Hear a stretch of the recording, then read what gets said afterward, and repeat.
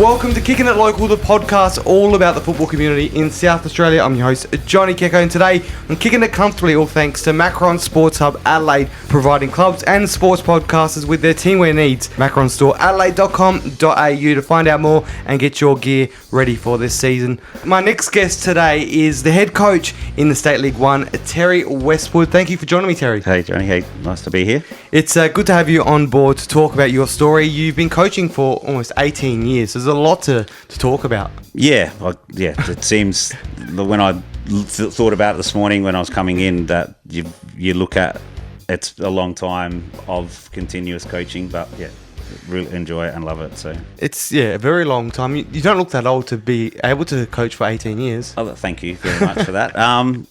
You'll be surprised. So yeah, it's early start to coaching for yourself, or no, not really. It was more, I suppose, at the end of playing, I had a couple of opportunities to be player, coach, or assistant coach, and then coaches' circumstances changed.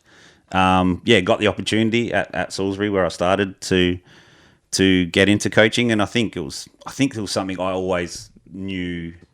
I think I've been captain or club captain and sort of transitioned into that role. And it's something what from day one, I just knew that I had the passion for it. And I guess 18 years, week in, week out. And I still love it as much today as I did back when I started. So. Well, let's talk about before you got into coaching. Salisbury United is where you spent most of your time playing in your playing days. What led you to that? What was in your family? Football? Was that a big thing? Not at all, actually. My family's AFL. Actually, I spent most of my childhood playing AFL. It wasn't until about 16, 17, just a change of group of friends. And then just, an opportunity just to hang out with a few other boys and got involved that way. And, that was back at Central District APAC, which is that's a long time ago. That's probably 25 years ago. Probably even longer than that, actually. So got involved there, and then they merged with Salisbury United. I lived around the corner. My family's been there for 45 years in the northern suburbs. So just transitioned into Salisbury United, and just that's where everything sort of started as a player. Continued as a coach for a long time. So, what were some of your favourite moments during your playing career down there?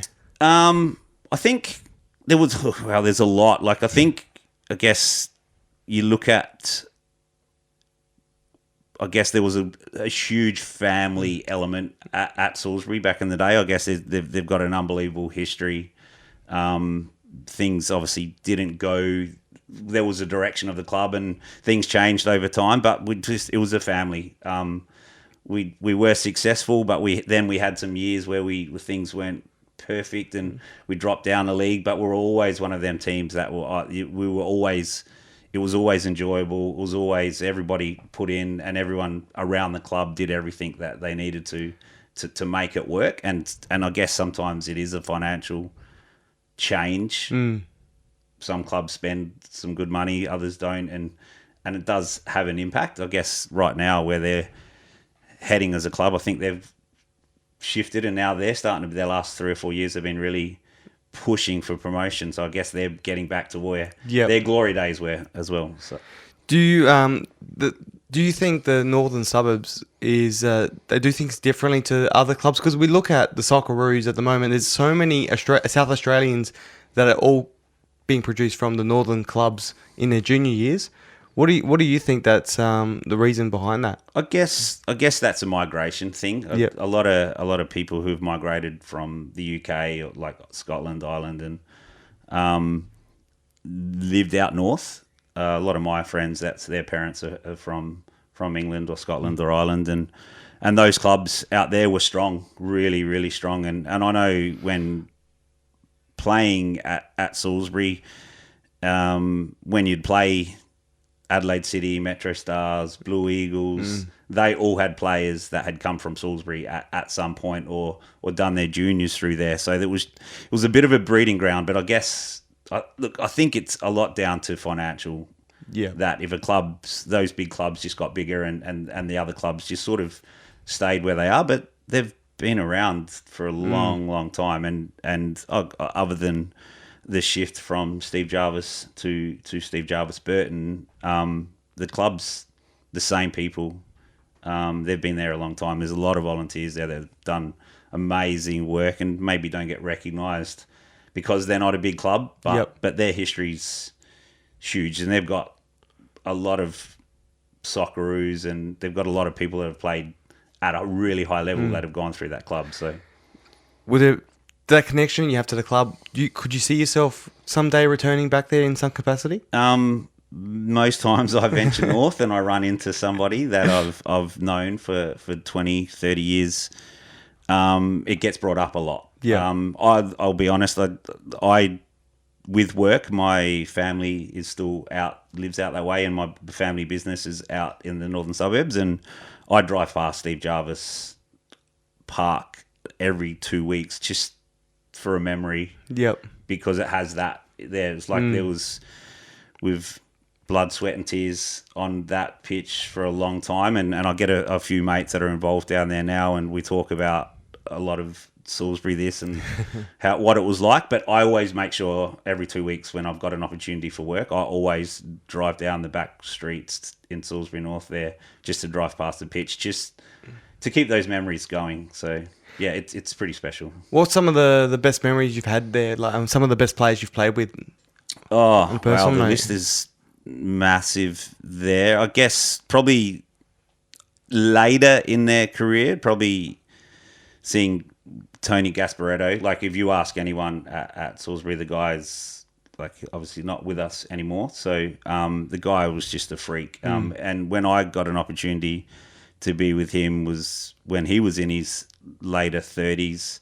I mean, he'd come back and he could just do things that I don't think there's many footballers around. He's probably a bit of like a Gascoigne. He's a party boy, but was a freak with the football. So just, and I guess the list is, like, you go back the years, there's like when Alby Kid was coaching, there's like Paul Simmons, Andy Triggs, Michael Peroni, all of those guys have come through their juniors and that through there. So the list is unbelievably long. So being coached by someone like Alby Kid, a huge name over in Scotland. What was it like to have someone like that? I've been pretty lucky, actually. I've known Alby for a long time. So he's like still currently, if I do catch up with him, he's a bit of a mentor for my coaching, which I've been lucky to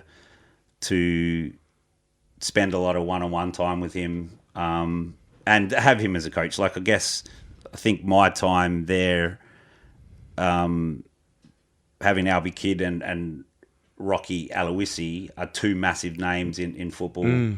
And I just tried to learn off them and try to be a sponge. So get as close as possible, learn as much as I possibly could to help to benefit myself to be a coach. Yeah, because I had that feeling quite early that that was going to be my next. I don't think as a footballer I was at the level that a lot of the boys that I hang around with or who I coach with now, I was never at that level. Yeah, but I always had a passion and a drive to be at that level. So I realised I could do that with coaching. So, what do you believe the reason why you were more leaning towards the coaching side of things than playing? Is there any reason behind it, you think?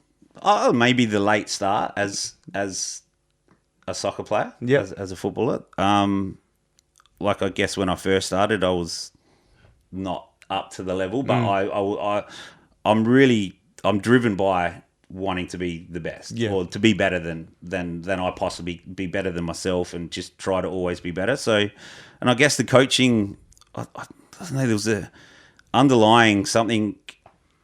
As a player, you can do your sort of at what your destiny is in your hands. But as a coach, you've got 16, 20 players. You have to really figure out how they all work and then try and be their mentor, but their coach. Try to figure that stuff out. And for some reason, it was always something that I knew that I was going to be a coach, and I wanted to. And then each challenge over the years that come along, I just kept trying just kept trying to better myself, and that's obviously where my journey's got me to now. As less as I'm a average player, hopefully turning into a great coach.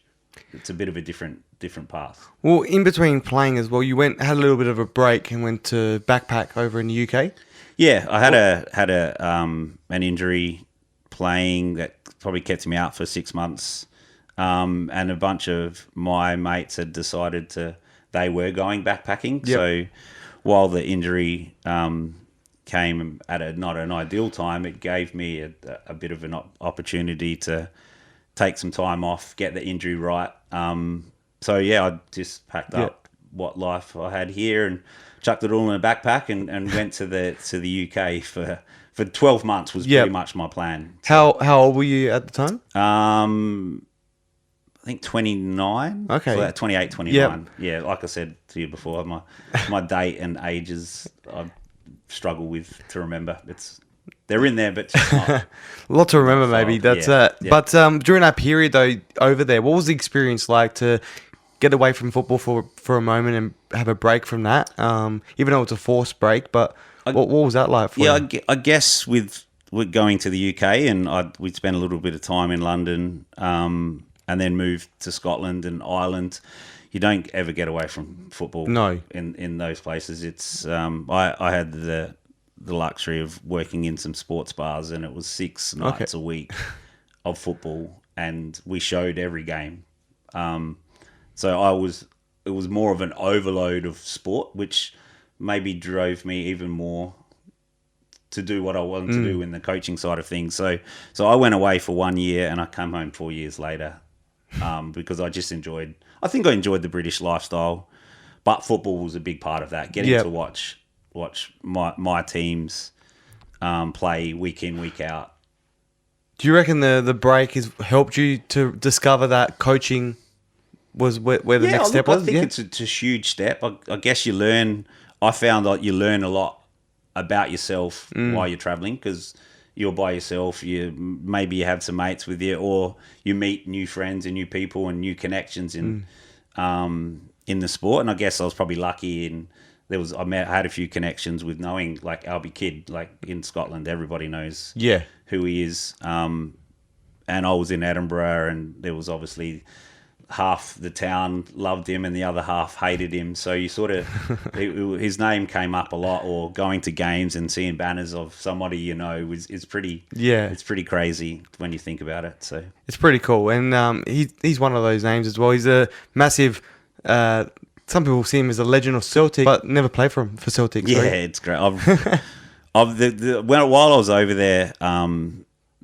there's been a few magazines that have come out and the articles have come out, and I've heard the story like a lot of times, and I always it's an unbelievable story, and just like I went to a Celtic Hearts game, and the Celtic fans had an Alby Kid banner up, and he didn't play for him. So it's mental. It's really crazy. It's pretty cool, and he's a very humble guy as well, because I did get to work with him a little bit on a podcast he was hosting, and some of the stories he would tell. And then whenever we get someone from a journalist from the UK, they absolutely loved chatting with him. It was weird seeing, because you don't realise when you around those type of people that how lucky we have someone like that in our community. Yeah, I think in Adelaide, we have a lot of legends of the game who maybe don't get the recognition that they probably should, but I think it's awesome when you be able to, especially for me, as him being a mentor, I can ask him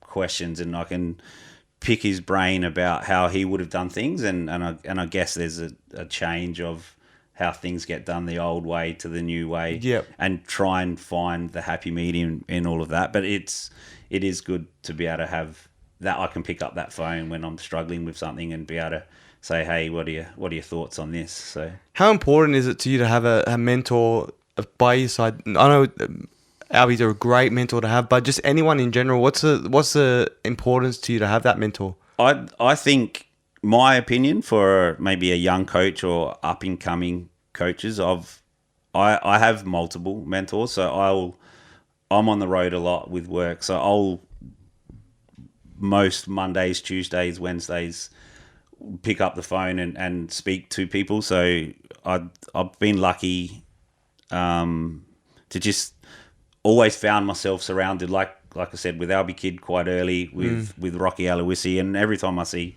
Rocky, he's always saying that he's like following how I'm doing and stuff like that, and that's huge.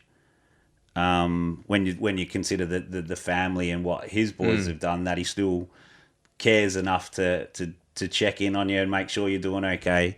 And then just over the last couple of years, where I mentioned with doing a little bit of work with the United youth team with Valkanis, who was unbelievable knowledge, who was really willing to help with that, Ange Costanzo, Robbie Matosevic, and probably recently, Nick Kuzman, who was the Raiders coach with my time there.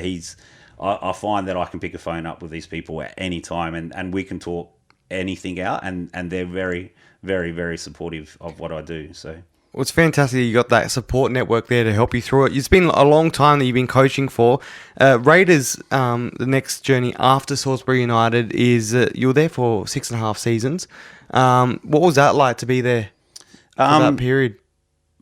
I loved every part of it. I think it made me the coach that I am. It made me maybe a little bit of the person who I am. It's a club with a huge history. So I went from a family club with a massive history, to a club with a massive history, but a huge culture.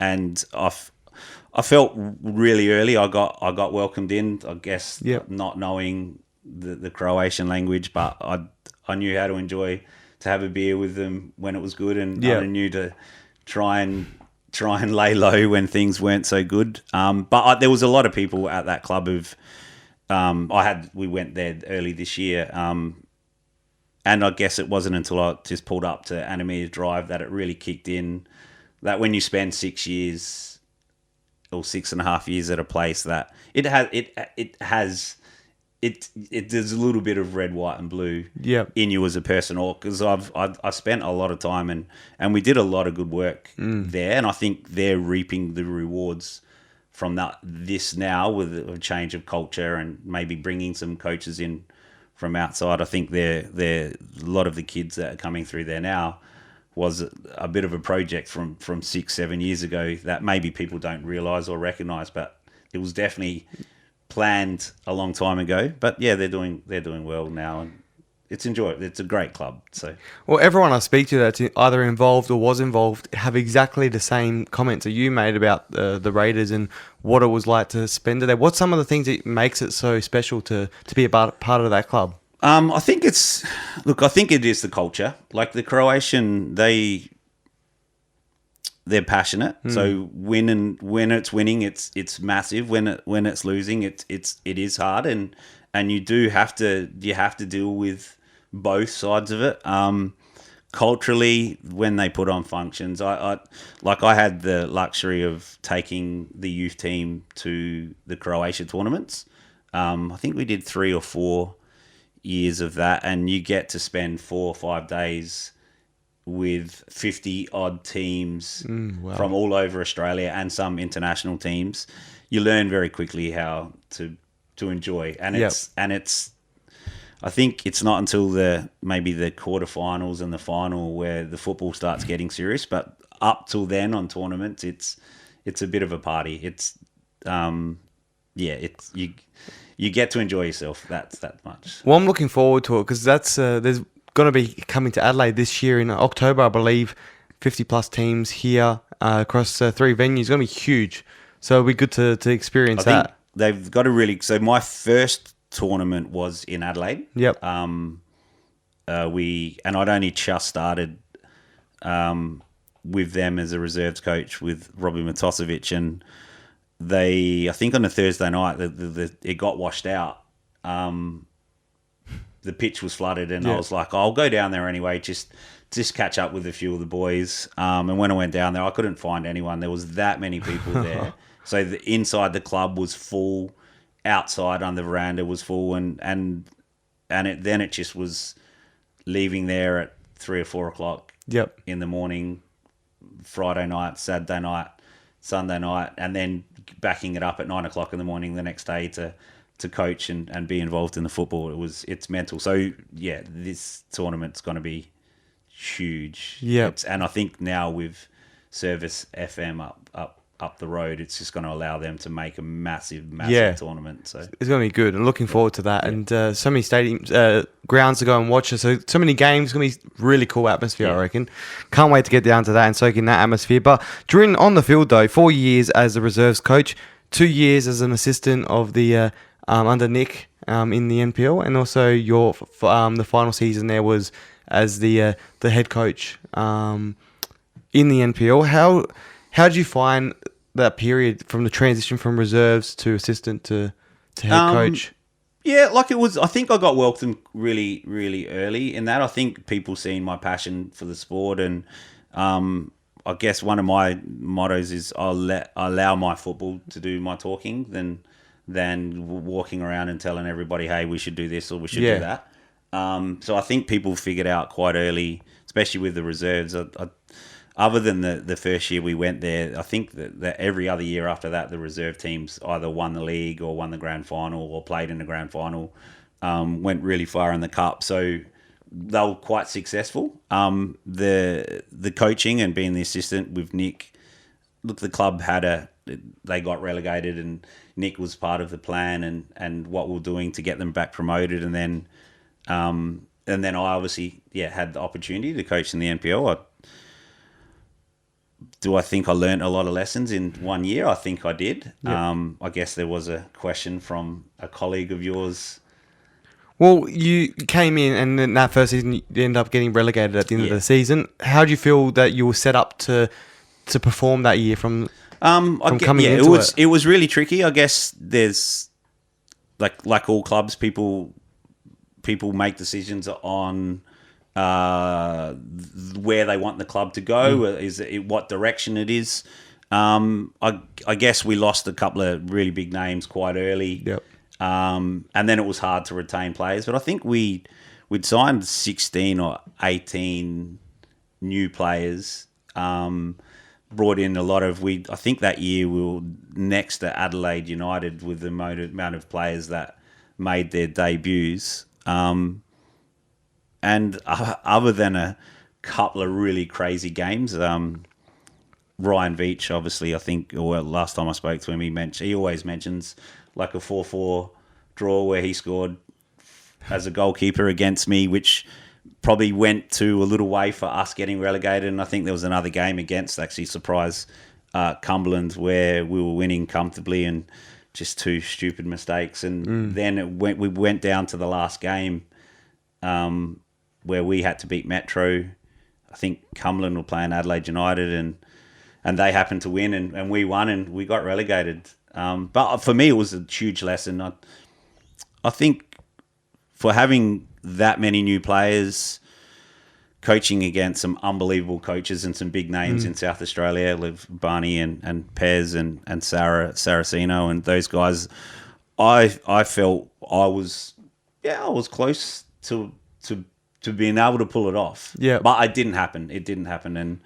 And then at that time, I felt that was I'd done my time there, and I guess if the path was, there was a little bit of a difference in I want to be in the NPL, and I wanted to be able to I want to win things. Like, I guess if as a coach and if you ask 95% of players, winning trophies is why you do it. Yep. I guess there will be some people that do it for the love and the joy, but winning stuff is what it's about. And so I decided then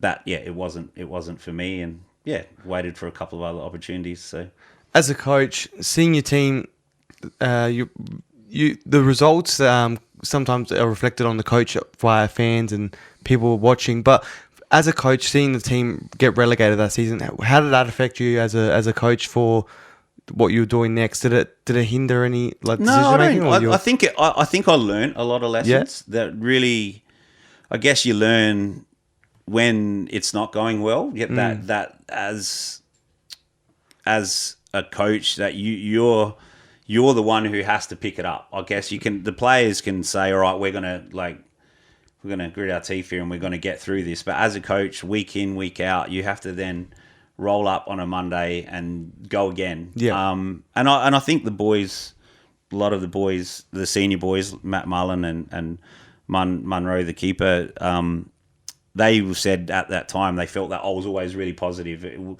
all the way up to the last week. Yeah. That we could do this. We can, and I guess that's the key part of just as a coach.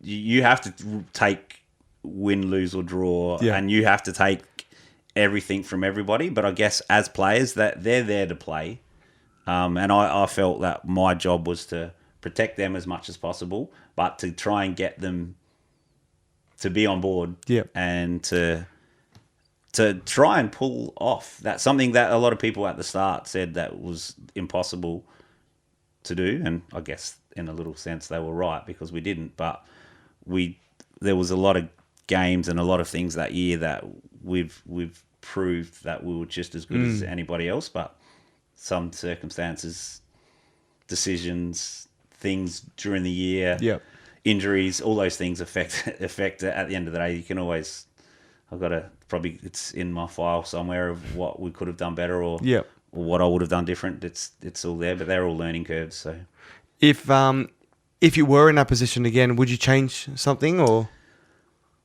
to the way you handle it, or would you stick with the same? I think when you listen to a lot of other coaches, especially in South Australia and a lot of other football podcasts, I think they always, the biggest message that I get out of them all is believe in your way of doing things. And I guess if it's not working and you can go, okay, I'm bashing my head against a brick wall here, but you still, I guess, a plan sometimes takes 1 year, it might take 5 years. And I guess in this sport and most sports, sometimes you don't get that luxury to have that time. And at that time, it was. I still have fond memories. I still have some nightmares. You wake up in the middle of the night and you wish that never happened. But I think it's all in the experience. And I guess there's a big thing in culture, I think, in clubs, and everyone talks about it. And I guess it's probably the hardest thing to get right. But I definitely a big believer of, just back yourself in as a coach. And like I said before, I hope that I allow my football to do my talking as a coach. That's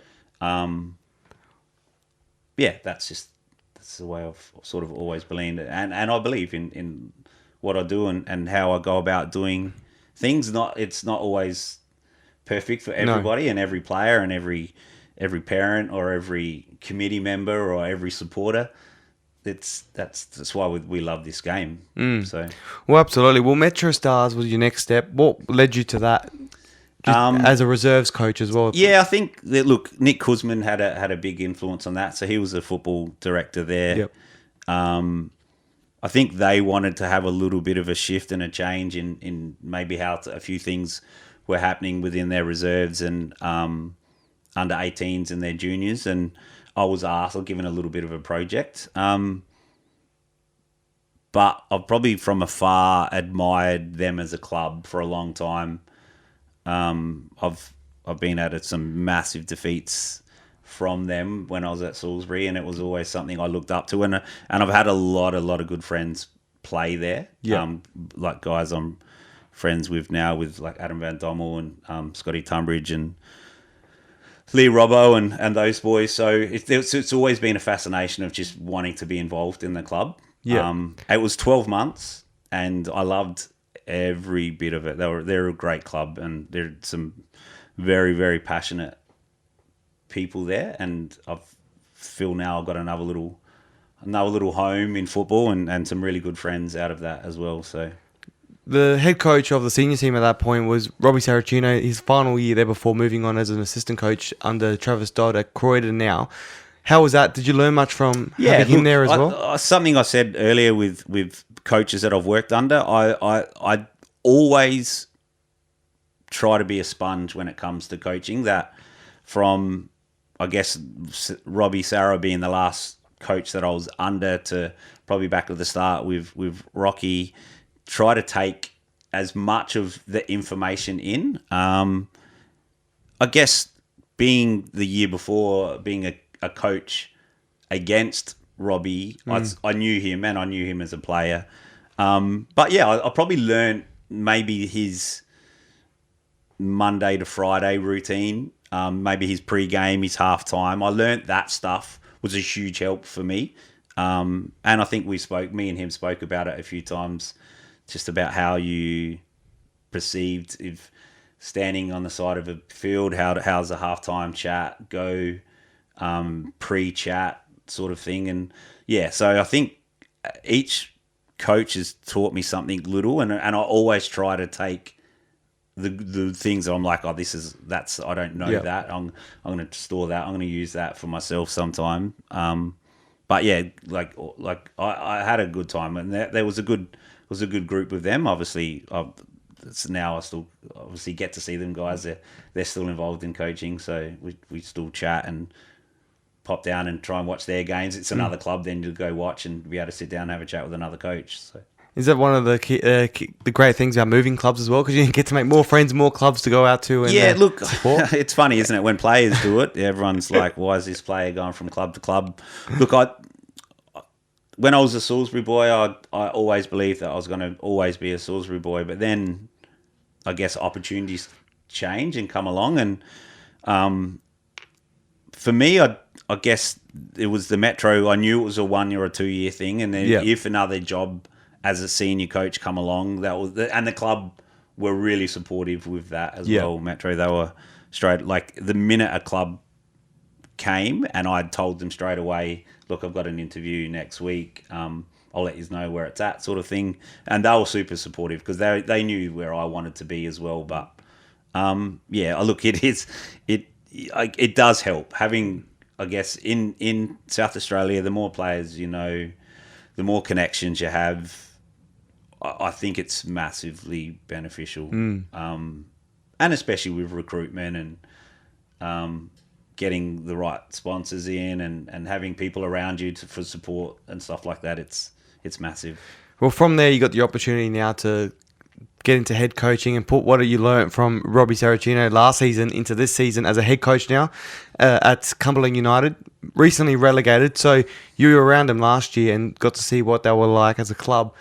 How are you finding the transition now back to head coach again, but in a different league, in the State League One? Yeah, no, it's been enjoyable. I guess like they've had Neil Young for a long time there, and I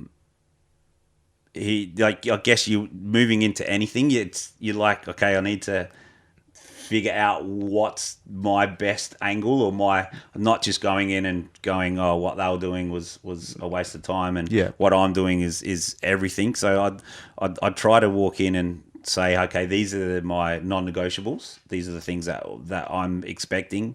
And I guess now I'm still, like, what are we, round 7, moving into round 8 with the Cup this weekend. I'm still learning the players as well. I guess the difference is I've grown up out north, so I consider Salisbury Raiders, Metro's east.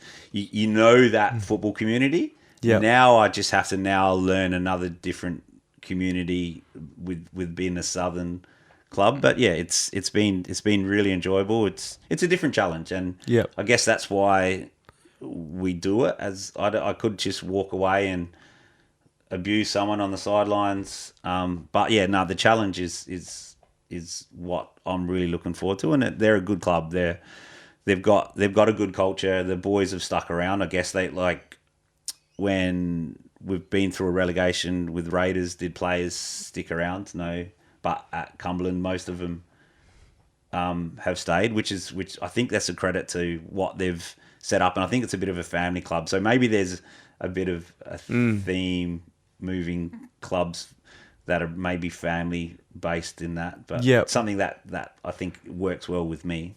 Does that extend back to your personal life as well, or are you a real family man? Or hopefully they're not listening to this. I'm probably a bit of the black sheep of the family, but my friends, I've had friends for a very, very long time, and I guess I'm probably that person in the friendship group. I've got a lot of friends. I've got people that I travelled with overseas are still really good friends now. With my family, like I guess I'm the eldest, so I'd probably try to make sure, because it's a family business that I do for work, so I try to be that person. But I'm not a massive family person and such. I guess football's my family. And my family get pushed to the side a little bit. I think we all do that though, don't we? I think you have to. This is where it's a lot of time, it's a lot of effort, and if you don't have that or the time and effort to do it, you're probably not going to do it properly or do it justice. So well, with a family business, so how do you find the juggle between running a family business, trying to see your family, your friends, and then also football as well? Interesting.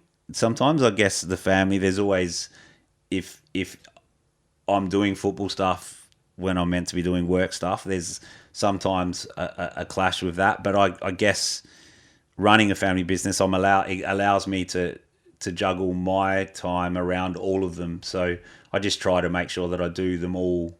You have to be organised. So I guess as a coach, we have to be organised. We have to know what's happening, what happened last week, but we need to be aware of what's going to happen in the next, 1 week, 4 weeks, 8 weeks, 2-year plans and stuff like that. So I think that's been a huge help of trying to manage that stuff. Well, this year with the finals run to try and get into the back into the NPL with Cumberland, how do you find the format of what the finals, with the way that it is to get promoted, winning finals, winning top of the ladder? I'm a bit of a fan, to be honest. I know maybe that's my AFL background as a kid, but I find when I've been lucky enough to win grand finals, I've been lucky enough to get promoted from grand finals. I like it because I guess there becomes a point in the season where some people aren't playing for anything, and I guess it always allows us to have something to strive for, and it happens. I guess there's playoffs in a lot of big leagues, and no one ever really complains about it. I guess, look, it's probably a question that's always going to divide people, and I guess the tricky part is in the NPL here that the team that wins it at the end of the 22 rounds does, like, it's that whole who's a champion, who's not, I guess. But I'm a fan, especially for State League 1 and State League 2, that final series. It can be huge, and they're memories that you will never lose with the boys that you've either coached or played with in those moments. Well, how do you feel if you win the grand final and then you have to play win the top of the league and then have to play the grand final as well? Do you like that, or does it lose? Well, I have a theory on this, and I guess the tricky part is, my opinion of all of this, it's all money based. Because if the clubs vote on what should happen. I think if the 1 to 5, that's the prize money, but the problem is the prize money is for whoever wins the grand final. So then if I finish top and get promoted, why do I not want to win the grand final? Because financially that's better for me for next year, for recruiting players, for doing so. I guess unless that changed, then I'd have a different opinion. But right now it's You're looking forward to this season, trying to get to the finals? Yeah, look, the goal is this year. It's a bit of the club wants to be back in the NPL. I want to be coaching in the NPL. So, look, at the moment, it's not been the best of starts, but I think we've been playing really well, and new coach, there's a lot of new players. I think we've got some work to do. I guess it's not easy. The State League 1 is... Probably from top to bottom, it's anyone can beat anyone, where I think the NPL, there's a bit of a divide happening, which has for the last 3 or 4 years. So, do you feel this season, if you can, it's still a long way to go, but if you were able to get into the NPL with Cumberland, do you feel like you're ready as a coach to 100%. I wouldn't do it if I didn't think I was. I felt I handled myself well with the year that I had in there and the previous years as an assistant coach. I know all the boys, the other coaches, the other teams. I think you get, as a coach, you study them. I watch them week in, week out. I watch all the highlights. You get all your stats and that come through. Yeah, 100%. It's where I want to be as a coach. I want to be in the NPL. I think that's the pinnacle for us. Yep. Especially for 99% of coaches, it's our pinnacle. There's only one job as a professional coach in this state, so that's already taken. He's doing a good job. So, well, 18 years of coaching so far. I'm sure there's plenty more years to come. Maybe another 18, 20 more years, maybe more. I don't know how old you are exactly, but I reckon a lot more than that maybe. But hopefully there's more success to come with you for your career as well. Having won some cups during your reserves time at Salisbury United, you're looking forward to hopefully adding to that in the future? Always. I think that's the deep down winning trophies is, I think, for me, it's why. Yeah. What's why I guess wanting to be the best at what you do. So been coaching at the top level and trying to challenge yourself against there's some big names and in South Australia we've done some pretty good things in football. So like you look at the latest Socceroos, there's how many players were involved in that, and the youth team's doing really well, and United are doing really well, and I think it's a bit of a snowball for us. So I want to be part of all of that. So, and who would have thought we'd have about 7 or 8 South Australians in the 26-man squad? That's something I don't think a lot of people would have expected. No. At one time. I think that Adelaide's always done exceptionally well. I guess in all the FFA Cup, all our teams, the budgets for us compared to Melbourne and Sydney and Queensland is ridiculous, and we're super competitive. So it's always good. I always go to all those games, no matter who. I guess you learn to hate your opposition, but I'll always go support them, especially in those moments, because that's the challenge what we put ourselves in. So. And that's the cool thing about South Australia. Even though in the local league a lot of people hate each other respectfully, but within the league, but seeing people go out to Adelaide City back in 2014 and support them, I think it was 2,000-3,000 people down there. It was incredible. And they were supporting them as well, so you sort of have a little bit, you might know players in there and you've coached against that coach, so you want to sort of, you've tried to challenge yourself against him. Now he's challenging himself against an A-League, a professional coach, and sometimes international coaches. Yeah. So, it's a huge challenge. Well, looking forward to seeing what you can produce in your future as well. Hopefully there's an Australia Cup around the corner appearance for you one day, hopefully, as well. I definitely hope so. Well, before we let you go, kicking the questions, I just, with all my guests, I'm not sure if you've had a think about these. I'm assuming you may have. I think about them every time I listen to your podcast. Okay. So, do they change every time? Or? No, the answers are generally always the same. So it's going to be very easy then, I think. Which footballer would you love to kick it with on the park? For me, there's two, and it's clear. It's Thierry Henry and Ian Wright. So, nice. Like a lot of your guests on here, I'm an Arsenal fan. So yes, I did get the insights to that. There's so many. Is that maybe why I got asked to come on? Because Mark stitched me up with being an Arsenal fan. Maybe he's on some mission. I think so, because I didn't realise I should call myself kicking at Arsenal or something, because there's so many Arsenal fans coming on in now. I reckon I'm going to go through the list. There's a few. I reckon there's about minimum 10 to 15. Yeah. So there's a lot of us. So hopefully we'll be quiet for another. Yeah, it's going to be very vocal in the end of the season potentially, but so definitely them two there. Yeah, Ian Wright was like my first, like the guy's a champion, and I'd lived in Hampstead for a little bit, and I'd spent a lot of my time trying to, because I knew he lived there, so trying to stalk him and find him. Did you find him? No, but my mate who I was staying with always used to message me every time he went down the pub, and Ian was down there, and just to rub it in. Yeah. So no, I never got to meet him. So you stalked him. What were some of the tactics you had to try? I knew that there was just like go to the pub in the afternoon on the way home after work or whenever, and knew roughly where he was. Yep. I didn't know where he lived or anything. No, like that, not that bad. But it was like always just on the lookout. Put that on the record just in case. Stalking Ian. Right, But is that why it extended from 12 months to 4 years? Just to try. No, see, I moved to Edinburgh after okay. that. So that changed. But yeah, them two are just like, I just always loved everything that they do. I follow them on all they're two. I feel like Terry Henry would be awesome to hang out with as well, because see some of his stuff now as a football pundit, and he's one of the funniest blokes, I think. Yeah, I think Ian Wright, he would be definitely, I think, the life of the party. Where you'd probably be wanting to hang around Terry more for everything. But yeah, no, it would be hilarious, I reckon. All right, now name two people you love to kick it with on a Saturday night and watch some football and have a drink. Those two as well, or saying two different? To kick it with, would be Arsene Wenger. I think. Nice. Just to be able, like, I think for me, always having so many mentors, I just love to. Whether he could sit up till 4 or 5 o'clock in the morning and get all the questions that I'd have for him and try and find out as much information. But yeah, that's just a no-brainer. Yeah. As an Arsenal fan, the guy's just an absolute legend and made them the club that they are. He's done so much. So you've been an Arsenal fan your whole life? Yeah, like I guess AFL was younger, so just had obviously.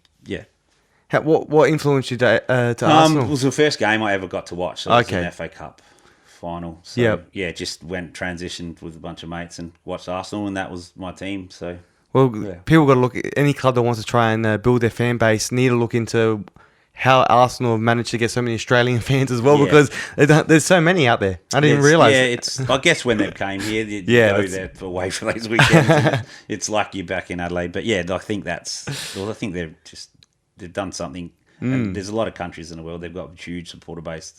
From my travels, everywhere you go, if you wear an Arsenal shirt, you tend to get people always yell out or say something to you. So it's a good conversation starter. I think I've got to start screening my next guest, make sure I limit the amount of Arsenal fans coming in to the studio. But thank you so much for joining me, Terry. It's been a great chat to learn about your coaching side and what your influences and what you do to get to where you are now with the experience and the background. Yeah, thank you. And I guess doing these podcasts is something, when you asked, it was something straight away, was like, I guess, giving something. It's awesome that there's so many other little podcasts and it's great. And there's connections, and the more that we can advertise this sport, our sport, in Australia, where we don't get looked after as much as others, can only benefit the game. So, well, thank you so much for your time, Terry, and all the best in your future with coaching. And hopefully next time I chat to you, you're back in NPL with Cumberland United. Hopefully. That would be super nice.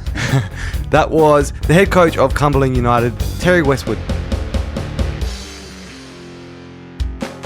Make sure you subscribe to Kicking It Local wherever you get your podcasts, so you can get a taste of the SA football community. Plus, follow Kicking It Local SA on Instagram and Twitter so you don't miss any of the action. See you soon.